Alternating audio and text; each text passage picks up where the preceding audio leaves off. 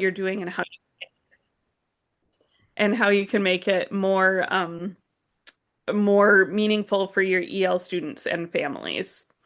So on the next slide, I just showed it was so hard to choose, but I picked a couple of examples of things that we've done already. So like I said, they have to be unique.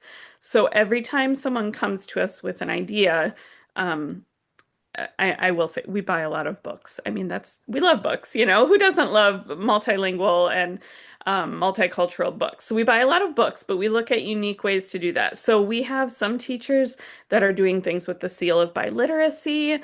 We have some teachers they did like a language bus where they would go to different communities. Um, different neighborhoods in their community and hand out books and do literacy and math activities with students. We've had some World Fest things. We've had the bottom left is kind of cut off, but we had a big mural project where the students worked with some artists and residents to create a multilingual and multicultural mural that represented their cultures and the countries that they came from. So just to kind of get your brain thinking about some of the things that we've helped fund, that's kind of a starting place. And again, those are on the website. So sorry, Cami, you can go back or you can go forward again. So if you want more examples, I did put the link and there's a QR code on our website. Like I said, we have teachers write up a blueprint so you can kind of read through and see what other people have done to kind of get some ideas and see what kind of things have already happened and maybe start thinking about new ideas that you have that might work well in your school. And then I think on the next slide, if you do decide to fill out an application, I put the link to the application. Just meet with us first. And my coworker Jeff and I work together to approve these mini grants. We both have to sign off on them. And I didn't put this anywhere in this slide, but we can't buy food or furniture. That's just out of the realm of what we're able to fund. But we find that it works better if teachers meet with us ahead of time and we talk through their ideas. We've had just a couple times teachers fill out the application and send it to us, and then we've run into like, oh, we can't fund that, or somebody already did a project that was almost the same. So we just like to talk to teachers ahead, and that usually helps to make sure that you have a good idea of what you're doing and that we know where we will be able to fund it. So when you fill out the application, just make sure you download it first and don't overfill the text boxes. We've had some teachers say that they've had it all filled out and then tried to send it and it wouldn't work. But if you download it ahead of time, it usually doesn't have those troubles. So here's just again, it's the same process, but just so you see it in a new way. So you submit a proposal. Then you receive your funds for supplies and expenses. So we have a program coordinator who will help you purchase all of the supplies and have them shipped right to your school. You complete your project and then you write your blueprint and give us permission to publish it. And then you receive that extra stipend, the $800 stipend for your time and completion. So that stipend can go to you or it can be used to purchase more supplies for your project or your school. So every month, Jeff and I hold Q&A sessions about these mini grants. So typically they're Mondays at 4. So we put some of the dates here for the upcoming workshops. It's very informal. People just drop in, kind of, hey, I was wondering if I could do this, or I had a question about this. It's not formal at all, but you can also contact us to set up a meeting if that time doesn't work for you, and we can just do a quick 10 or 15-minute Zoom chat just to, like I said, to make sure that we'll be able to fund your ideas or that you're on the right track before you fill out your application. And I do want to say a lot of people get really nervous because they've never written a grant before. This is a really good starting place. A lot of teachers wrote this grant and we really mentor you through the process and help you have a good experience. A lot of them have gone on to write other grants since then. So it's just kind of a great way to start if you or anybody that you know in your school or district might have a need that they see that we could help support you in. Okay. And then so kind of we're moving on now. Goal number 3 is about Teams USA. And Teams USA is a paid professional development opportunity for its school-based teams. So you get a group of 3 to 5 educators, and we meet on Zoom. So we have different groups. You usually meet in person, so you would sit, at your school after school together, and you guys would meet. But we usually have about 5 schools meeting at a time on Zoom, and then we provide your materials, and you actually get paid. So you're paid $60 per hour and a half session. So I keep attendance, and I'm the facilitator for this. So I keep attendance and you just submit your hours. So it's paid. We provide materials. We covered these 10 modules in this little beach ball here. So if you want to glance through those, um, we meet after school twice a month, so it's 3 hours a month total is the commitment that you're looking at. But you're meeting with your school-based team, but then we all meet on Zoom. But it's a really great opportunity for you and your school to just get some time to work together and to really dig to what you're doing for ELs and what you could be doing and kind of make some plans and goals for moving forward. Um, so I have the teachers at the end of every module, they do a survey for me. And so I just pulled out, I had so many quotes from them and so many, I could have filled an entire hour talking about this, but basically some highlights. So I put a few of the textbooks that we use at the bottom. But the highlights for the teachers and educators that are in this program are that the resources are really great. We have some awesome guest speakers. We had Socorro Herrera last week join us. We've had some authors. We really have some experts in the field.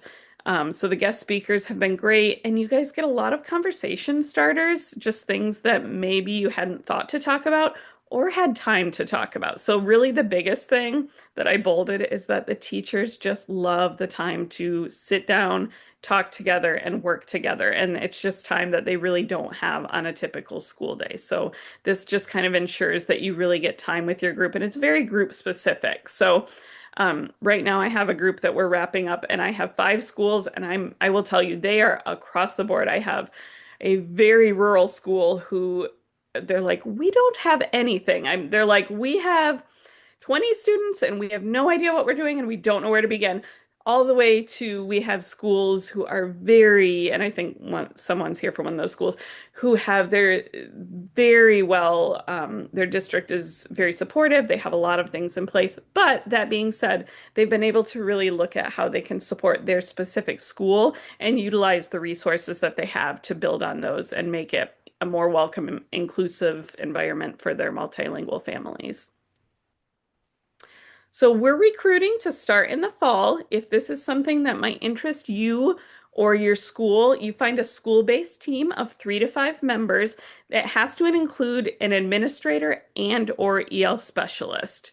Ideally, it would include both, but it's, if that really can't happen and it was an exceptional circumstance, we may allow one of those. But typically we have an administrator, an EL specialist, and a few classroom or subject area teachers. The application's very short. It's just a form. Probably shouldn't even use the word application. You just have to put your information, and then I would contact you with information to schedule and make sure you get your textbooks. And like I said, it's about 3 hours a month, so an hour and a half twice a month. It's a really amazing paid opportunity, a way for you guys to really make some change in your schools and plan, especially when we're looking toward next year. This would be a really great thing to really jump on now. There's a lot of time, like I said, a lot of time just to collaborate and really look at how you can make your environment even better. So please encourage schools in your area to enroll. If you have questions, I will put my email in the chat, and I think it might be on the next slide as well. Yep, I put it on the bottom there. So I'm happy to answer questions. In the fall, I'm looking to actually start 10 new schools. I have 4 signed up so far. So if this is something your school's interested in, if you're able to find a group, I would encourage you probably to move on that in the next few weeks. We're really hoping to get our teams mostly solidified by the end of the school year. That being said, we understand people move around, things change, we're flexible, but definitely reach out with questions, and I'm just excited. I would love to have some of you join us. All right, I think that's it, Cami. Thank you, Heather. Thank you It so is much. a great opportunity to get your administrators on board and understand what an EL program is all about. It's very educational and well done. So thank you for providing this. for our state. I appreciate it. Yes, it's definitely a joy to work with all the teachers. So thank you, everyone who's here who I get to work with. And like I said, definitely reach out with questions because we'd really love to have you join us. Any questions for Heather?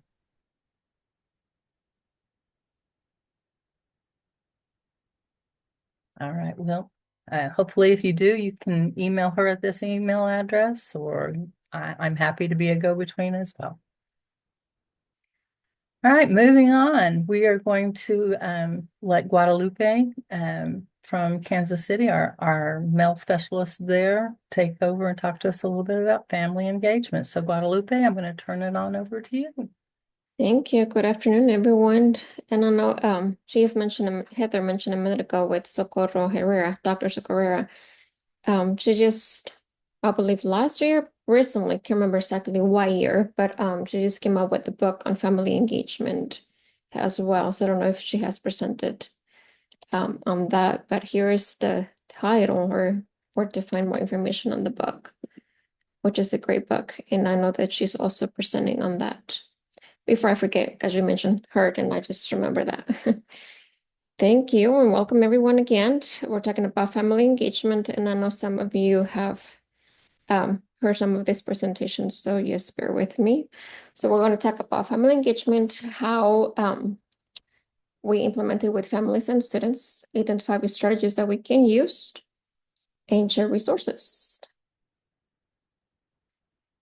What is family engagement? And I know that some of you can't see the screen. I will give you a minute or two and see if what is something that you find similar based on these three different resources that we found. What is one thing that you see similar, or what all three have in common?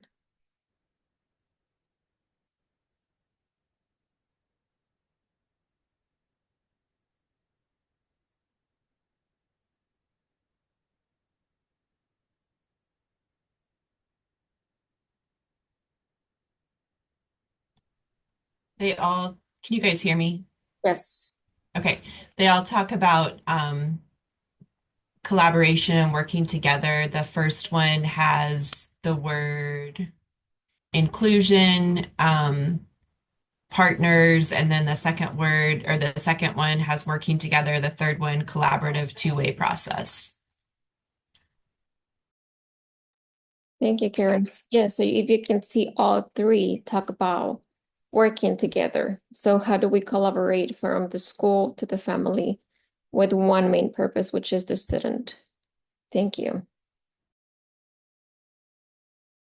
Here we can see what ESA, I don't know if back in the day used to be No Child Left Behind. Now we have ESA, which is the Family Faces and Engagement. So if you see the meaningful and ongoing, schools must regularly involve families in making decisions. And I know back, and I'm talking about way back when I was in Mexico, they used to have like a board directors of families that they were part of it. They will come in and meet with them, and they will be part of making the decisions. In my years here in the United States, I haven't seen that. So if you guys have seen that, I would like to hear. I would like to hear you guys if anybody has built a family that will come in and meet and talk about it. As I grew up with that, I remember my parents meeting with the school board, and we called it mesa directiva in Spanish. Again, this is back in Mexico, and how we involved them. And we talked about they talked about the money, they talked about collaborating, how do we make them involved, and making sure that we hear what they have to say. And again, I've been in education since 2008, and in different schools in the state of Kansas and Missouri, I haven't seen a board that will come and do that. So once we get to the collaborating part where I'll let you guys talk, I would like to hear, see if you guys are hearing that or doing that with your family. We talk about collaboration, building school policies. Do we involve or make them be part of it? Do we invite them to make those policies? That'd be great to hear too, because that should be part of the family involvement. Thank you, Kemi. And if I talk too fast, please let me know. Then we talk about funds, and that's a huge part that we hear a lot. I know that some of the schools that I work with have always come and talked to me about the Title I, the Title III. What can we buy? What can we do when it comes into the money? So what are some grants that we have and we can use with that? I know they have mentioned like books. I know I have worked with one school and they did like a pizza night. And I know Heather a minute ago mentioned that within that title, their funds, they don't food, it's not part of it. And I know that with our Title I, that shouldn't be part of it either. So we have the Title III, and that supports our families. And Cami, please feel free to pop in anytime when you hear about the funds, because I know that that's one of the big questions that the schools have a lot. So we have the Title I, what can we buy? And so here says that 1% of the funds need to be used for family engagement. Funds must be supplemental, so they can be replaced, things that are required by law, funded by other resources. Schools must be involved with families and planning, and activities should be equitable, culturally responsible, and accessible to families. But what does it look like in Southern Missouri? Like I mentioned a minute ago, we have families, and I have my experience from Mexico, and what does it look like here in Missouri?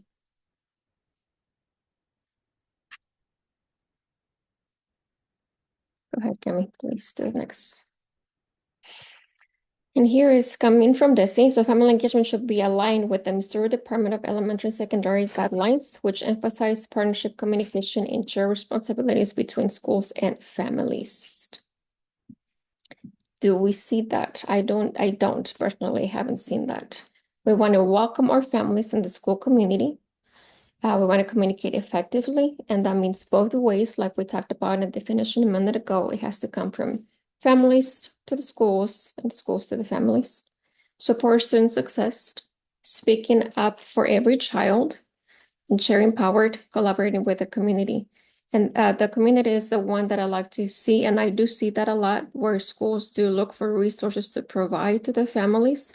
And this currently school year, I have seen more schools' involvement within that community.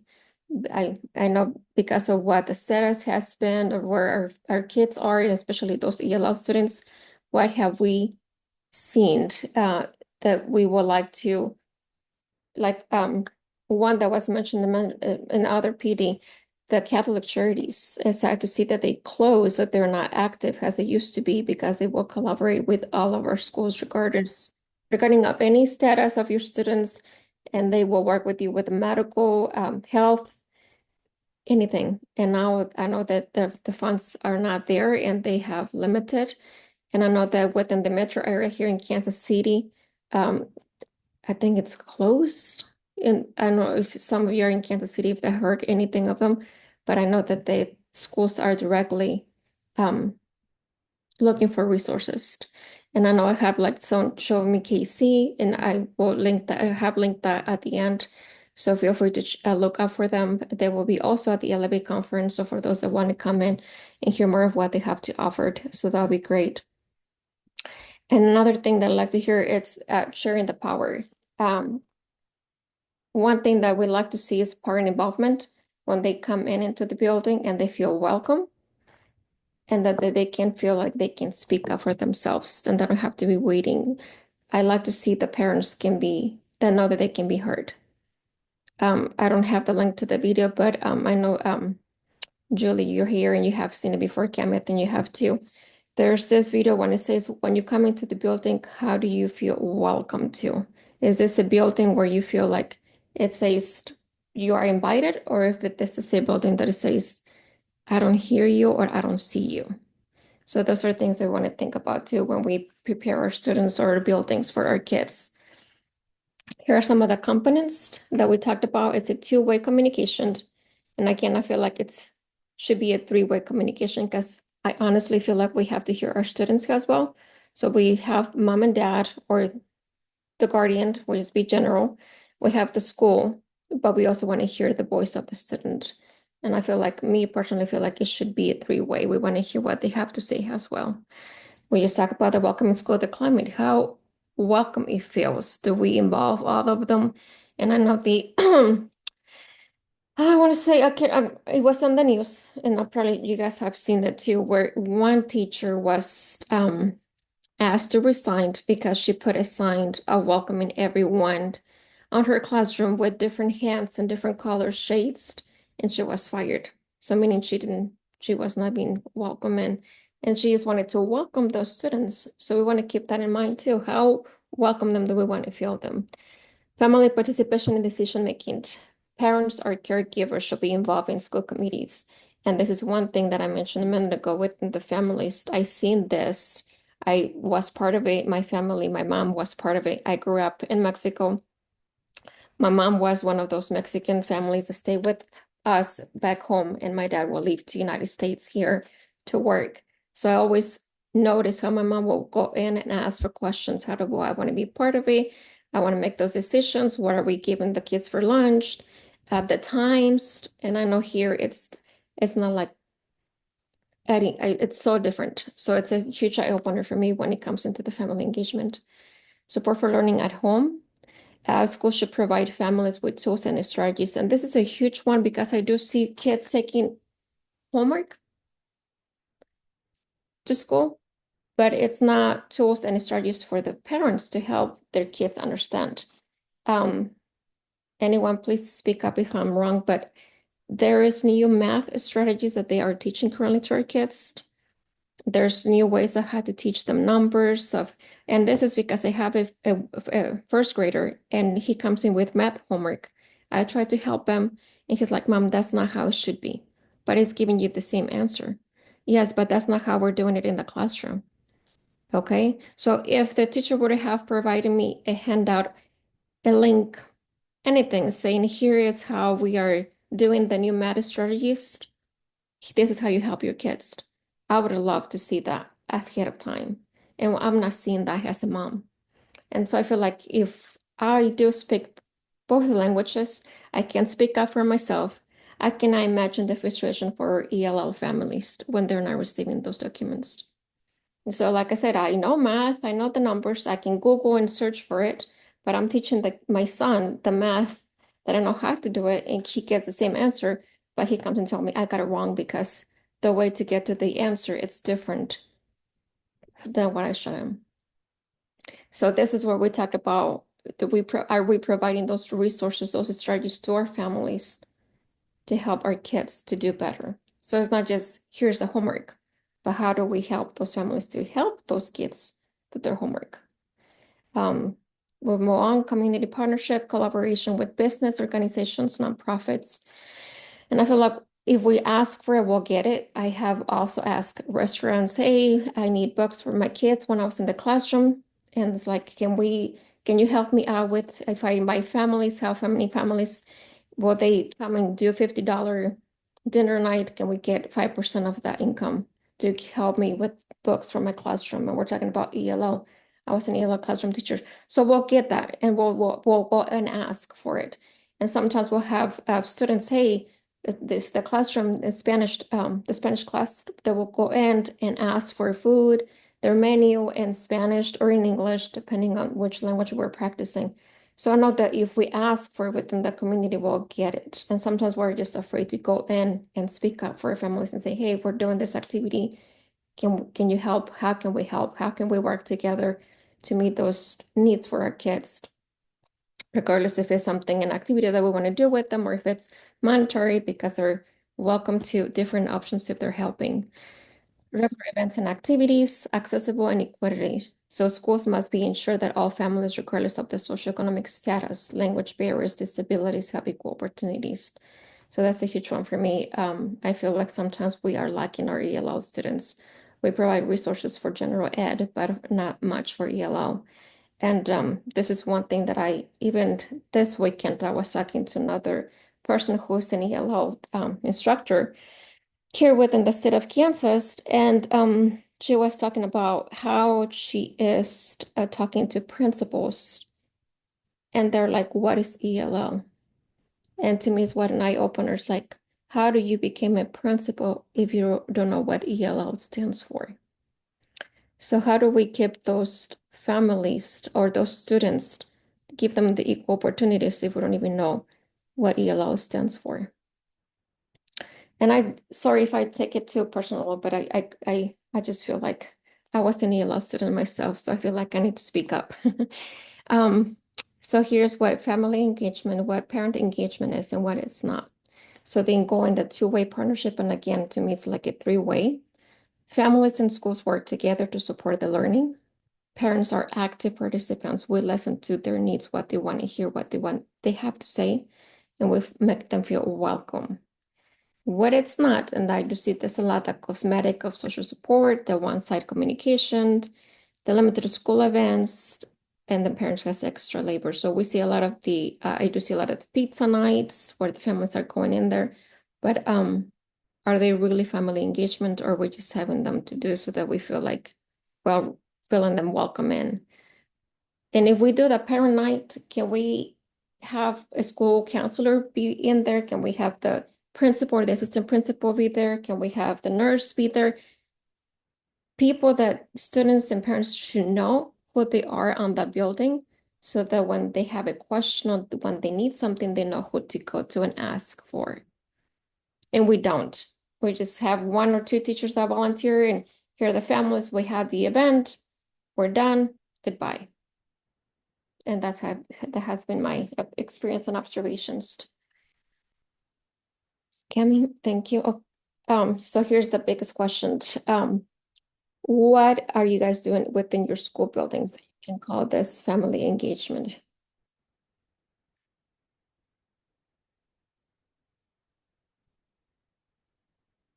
What are you guys doing within your buildings that you guys are doing something with family engagement?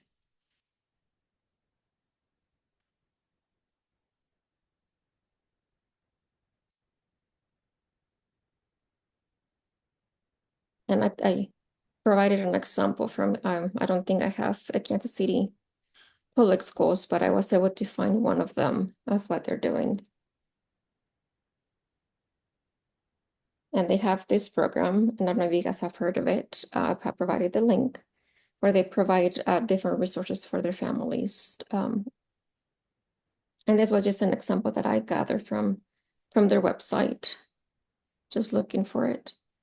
And I know Michelle from St. Joseph, I know you guys are a big school district.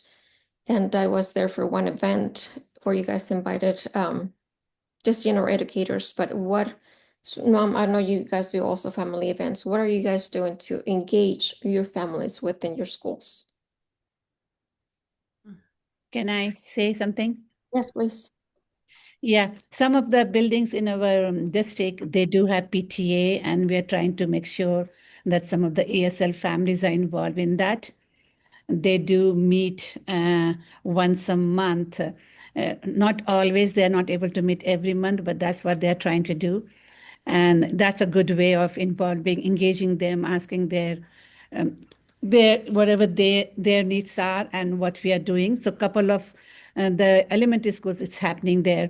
Then we are planning to have that welcoming center where we will keep all the resources, district resources, community resources. So we have started building one.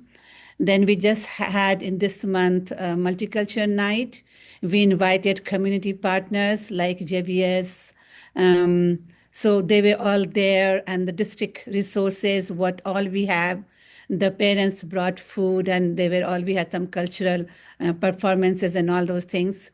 So it was a good way of bringing the different cultures and tradition. They brought even traditional food.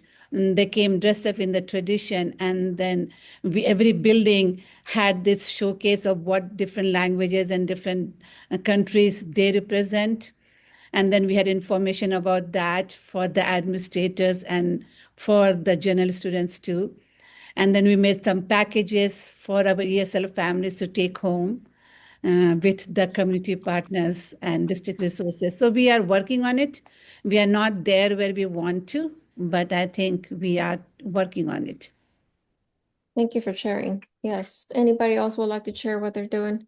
Did you still want me to answer, Yeah. Guadalupe? Okay. So in St. Joe, we're doing several things.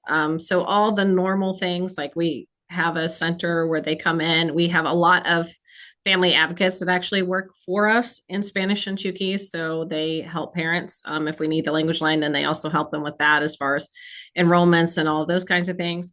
But then within the schools, we do a lot of things that she was mentioning. We have literacy nights, we have math nights. There are nights where we have the older kids come in, they get help with FAFSA, those kinds of things, careers. We did start one thing new this year. Well, it's new in St. Joe, it's not new to me. It's called Family Leadership Institute. It's through Consuelo Kickbush Castillo, or Castillo Kickbush, if you know her. And she's very famous. She does a lot of work out west, a lot of work down south. And so we are working with her. She's trained several people in our school buildings. And actually, we've also trained a couple of parents so far to be trainers. And so we're working then to have these usually monthly meetings with parents in kind of our different areas of town. And so different schools are banding together and they're having these different sessions with parents. And basically what FLI is it's 10 modules, and it goes through everything from self-identity and storytelling, those kinds of things, to the education part. And this is how schools work in the United States. And these are possibilities for future, and those types of things, like even field trips and those kinds of things, although we're not quite to that part yet. So next year will be our year 2 on that. So we're going to work on, depending on funding, as we always say right now, depending on funding, her coming back. But even if not, we can work within our district with the people who've been trained to provide that to our parents and to get parents in to do that. So that's a big plus, because it's getting parents involved. It's getting parents to truly know and understand how they can participate and how they can advocate for their kids. And so that's really important. So if anybody's interested in that program, I can get you in touch with her as well. But yeah, just lots of different things going on. We do things with our migrant families as well. We work with those folks to try to have programs there as well. Great. And how do you had those two families be part of it, join you to be training other families? Because I hear that that's the hardest part too, getting those families to be part of it. Yeah. So as far as trainers, yeah, we've just had a couple of like brave souls so far, but we've had other parents come in that want to be trained. And so, it's slow go at first. Not gonna lie, I think it's gonna be slow go right now in this atmosphere and in everything that's going on. But you get a few more and you get a few more and you get a few more. So it's starting to build. I think we have a lot of ideas for next year to increase that. And I think if Consuelo comes back, it'll be pretty easy to get a few more parents who want to be involved themselves in the training, just because she's pretty larger than life. So people really enjoy her training and that kind of thing. So yeah, it's just working with your families, working school to school, teacher to teacher, to say, hey, who do you have who might benefit from this? Who can you get to come? Have you talked to all your families who's willing to come, and that kind of thing? So yeah, it's a really good program. It's just going to take a little bit of time to get it going. I think a little bit longer, maybe, like I said, just because of how things are right now. Awesome. Yeah, because just having two families be part of it, that's a huge one. Yeah, I'll put that information out here too so people can look it up. Give me a second. Yeah, Michelle, I would love that. I'm going to present to the Southwest region about family engagement. Okay. And I think that is such a key, is training parents to take on their rights, their authority, their responsibilities.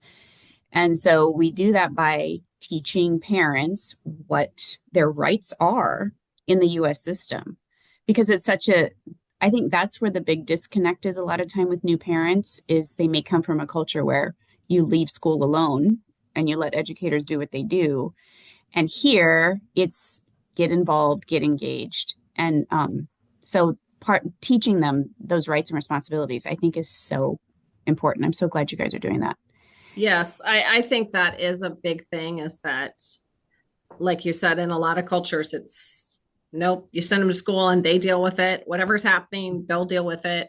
Mhm. And that's not our realm. We're supposed to not work with that. And so, we say, nope, we need a partnership. Like, let's work together. How can we help your kid the most? Because there's going to be a lot of challenges to being in a brand new environment and brand new system. So Mhm. I put their website up, and then I put my email in case you have questions that you would like to ask me, or you want me to get you in touch with her. I can get you in touch maybe quicker than the website. So, Okay, thank you. all right. Another thing I was thinking, even if you start small, like you're saying you're doing, which I agree with Guadalupe that so much of the issue is getting parents there to do the things, is those that even that small group that you start out with become like your parent ambassadors then. And they spread the words in their own communities and become the liaisons. I think they will. Our trainings were like in October and February. So we got kind of a late start, but next year we'll be able to get started off kind of right at the beginning. So we can get this done in like the whole year, and we can have the graduation and all of those things. And so, yes, I think once parents start seeing that, then it's going to be, oh, well, what was that you did? And the word of mouth will really help. There'll be those people out there talking it up. Mm-hmm. But, because we were just getting everybody trained here and just getting started, there hasn't been as much opportunity for that. But we've had a few people say, hey, I talked to so-and-so. And so I'm interested in this as well. So, and we call our parents too, and just say to them, hey, are you interested in doing this? Especially our migrant and refugee parents, and say, hey, are you interested in this program? It's a really great opportunity. Come out and do it. Like I said, we even had a couple of refugee parents who came out and became trainers. So that was cool. Wow. So I think we just have to keep working at it. And that's why I keep telling everybody, because, sometimes in the schools, if they don't get a whole bunch of people, they're like, oh, we didn't get a whole bunch of people. So I don't know about this. I'm like, no, just keep doing it. Like, ask your few people to bring one next time and things like that. So, but, I think we continue to do it kind of how we've done it, which is what we call our zones, kind of our south, central, and our north parts of town, and then district wide, because I think that's much easier. I think it is a little bit to do all of it in one school. It's quite a bit. We had one school that was kind of doing that, and that's okay if it works for them. But a lot of the other schools wanted, partners. So, yeah. We also did parent engagement back way before COVID, and this was in Raytown. Lynn, I don't know if you've heard of it. We had a whole program. It's called Padres Comprometidos, and we had it in Spanish, and it was an evening night, and we were meeting once a month. We had a pretty good amount of parents attending, and the whole purpose of it was to teach the families what it's education like in the United States. We went over the curriculum. We went over what do they look for, like a school principal, the school counselor, what do they do? And it was also sad to see when we invited the school counselor, the parents had questions, especially with the documenting status of students. I'm sure you guys have heard of it, DACA. So back in the day, it was where students will go and enroll. Right now, they're not doing it. But one of the family was Rayton has a program where they pay for it once if you're like a junior, and I'm sure that there's other school districts that also have the similar program, but they have to have a social security number. And the family was asking, hey, how do I get my student in? We don't have a security number. Can we be part of it? And the school pay for it. And it was just sad to see that the school counselor was like, I don't know what DACA is. I can help you with this.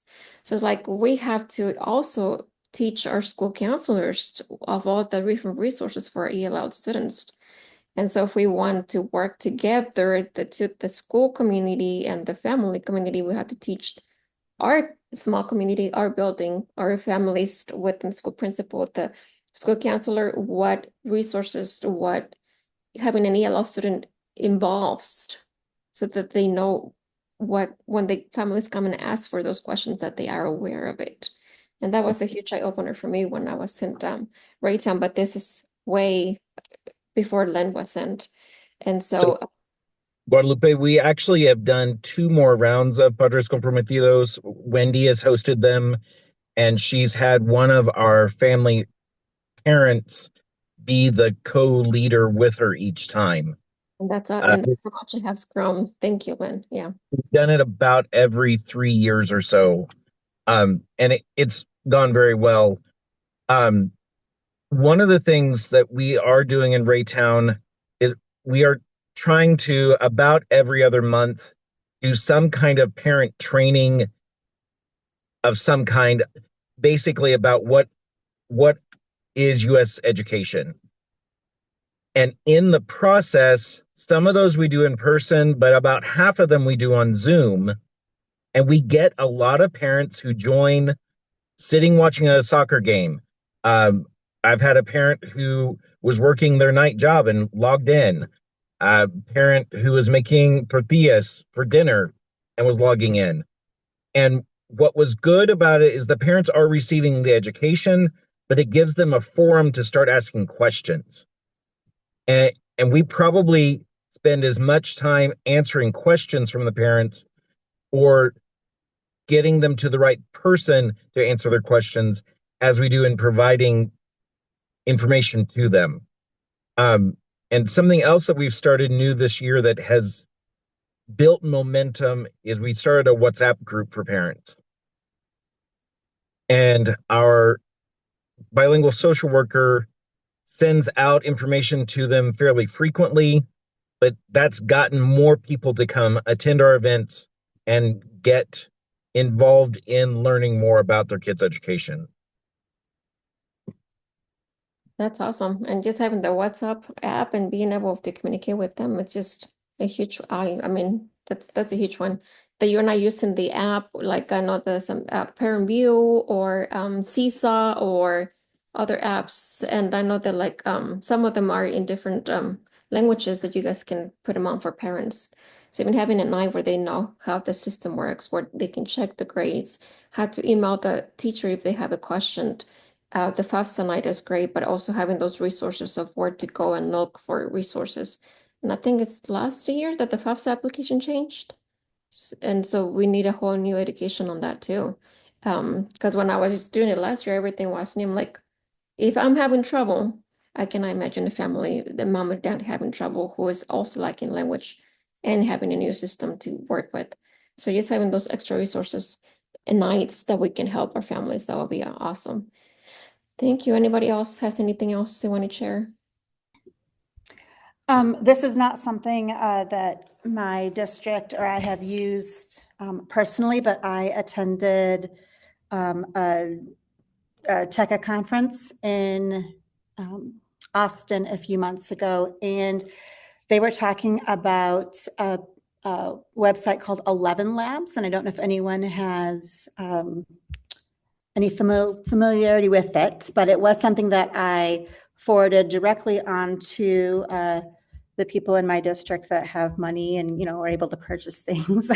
I'll put the link in the chat box, but it is a conversational AI that requires no typing, that includes, I'm just going to say all the languages. We looked, we couldn't find a language on there that, you know, we knew of that wasn't on the list. It is free-ish. The cost is about 1,000 credits per minute. The free tier gives you 10,000 credits a month, which is about 30 minutes. And how this was modeled to us, the school or how you would use this was you would input whatever information you wanted into the chatbots. So this school put in their school handbook. Parents were able to access this site and then have a conversation of like, my student's last name starts with the letter T, who is their counselor, but in their native language. And the AI would respond in the native language, in the home language, only pulling from the document that, or documents that you upload. And so I think that was when I, you know, reached back out to my district. I'm like, this is a really great way for our families who don't even know what question to begin to ask, or who do I even call to ask this question to? They're able to get some help. So I put the link in the chat box there. It's called 11 Labs. Thank you. And we'll make sure we'll put them on the resource from the Google Doc, right, Cammy, that we have, so we'll make sure that we put those two, the one that Michelle shared and the 11 labs on there too. Thank you, everyone. Anybody else has any other comments or anything they want to share? Cammy? Yes. Sorry. I wanted to say that, especially if you're a Title III school, that you are required to have parent meetings. And those parent meetings are not supposed to be fun nights. They're supposed to be informational meetings. So the design, if you look at the federal guidance on those parent nights, they are to be activity nights where the parents are getting to have input into your school. We used to call them PAC meetings, parent activity meetings or committees. And I know in the school district that I was in, we would start the year every year bringing in community members, the health department, the bus department in our school district to tell parents what the bus lines were. Excuse me. The school nurses on how they bring in their shot records and all of that. We brought in a local dentist to talk about dental health. I mean, we brought community members in. And then, as you were saying earlier, too, getting input from the community, we had non-English speaking parents and families that own businesses in our community, and they were more than happy to bring in food for the evening or speak to the parents on what it's like to be in America and what the school system was like. So enlisting those community members. And I remember back a few years before I retired, we actually sent some of our parent action committee to Washington, D.C. for a national parent meeting. And I don't know that those are still going on or not, but letting your parents know that they have a voice. And once you do, those who have things to say will start talking. I know down in our school district now, they have a very active parent committee that go and talk to the school board when they have issues. So once they know they have a voice and once they're heard, then they'll start talking. But I wanted to emphasize that your parent meetings are not just supposed to be fun nights. We started every parent meeting in our district first with a parent meeting where we talked about what's going on in the school, what our expectations were, something that the parents needed to know. We found out that parents didn't know what graduation entailed and all the things you had to buy and all the things you had to do so that their students didn't get left out in the activities that were going on. So things like that, we started every meeting before we did something like a literacy night or anything like that. So you can incorporate both of them, but make sure there's a parent communication element to every meeting. And I heard of those, but I think it was before COVID. And after COVID, I haven't heard back of if schools still doing it or not. But that's what they used to call them, the pack night. And I remember them bringing resources from the community to talk to families. Thank you for sharing that, Kimmy. I missed that.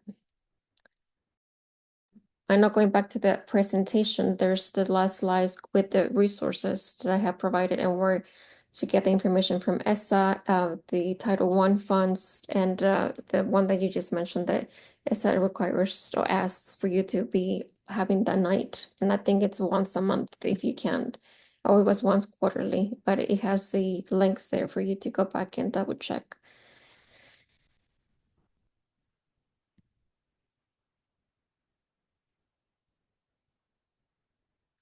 And there's those resources. So please feel free to check them out and email us if you guys have any other questions. Again, my biggest point here is just the whole family engagement for me. Just engage those families, let them be heard, and let them know that they have a voice. That's my huge one. Because, like I said, I grew up having that, and now here it's totally different. And just the whole part of we have families from everywhere, so the cultural aspect is whole different. Their expectations from education and what to expect from a school building, it's different. So please feel free to please share that with your families. If you guys have any other questions, comments, please let me know. Let us know.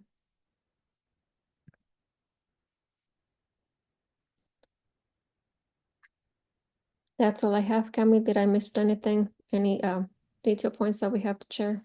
Nope, I think that's it. Thank you, Guadalupe, for sharing what you shared tonight. All of these links are in the slides. We'll make sure that we include those things that were shared in chat in the note taker so that you'll have those. If you have any questions, our male representatives and specialists are there to help you. Please reach out to them. They're happy to help. And also, so am I. So if you have a question, I'll do my best to find you an answer. And with that, we want to say thank you for being here tonight, for everything you do. Please hang in there. Hopefully we can keep this going and improve things here in Missouri. And with that, Thank you. I'm going to stop the recording. And you are welcome to ask any other questions.